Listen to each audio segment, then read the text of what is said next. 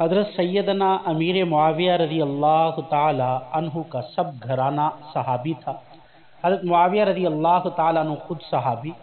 والد گرامی حضرت ابو سفیان رضی اللہ تعالی عنہ بھی صحابی، اور آپ کی والدہ سیدہ ہندہ یہ صحابیہ تھیں،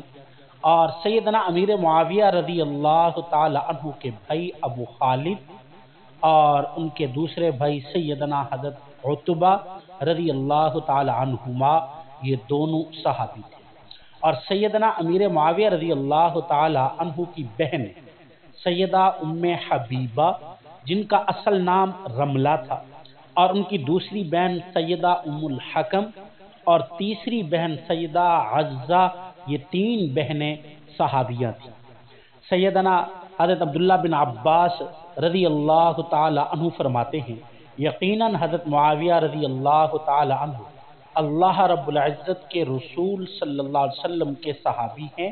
جیسا کہ صحیح بخاری شریف میں ہے، قد صاحب رسول اللہ صلی اللہ علیہ وسلم،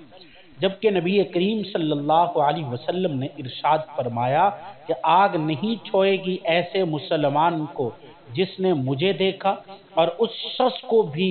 آگ نہیں چھوئے گی جس نے میرے دیکھنے والے کو دیکھا، یعنی صحابی کو بھی اور صحابی کو دیکھنے والے تابعی کو بھی جہنم کی آگ نہیں چھوئے گی، کیونکہ ترمذی شریف جلد دوم کے اندر ایک حدیث آتی ہے، عن جابر رضی اللہ تعالی عنہ یقول سمعت النبی صلی اللہ علیہ وسلم یقول لا تمس النار مسلما رآنی او رآ من رآنی۔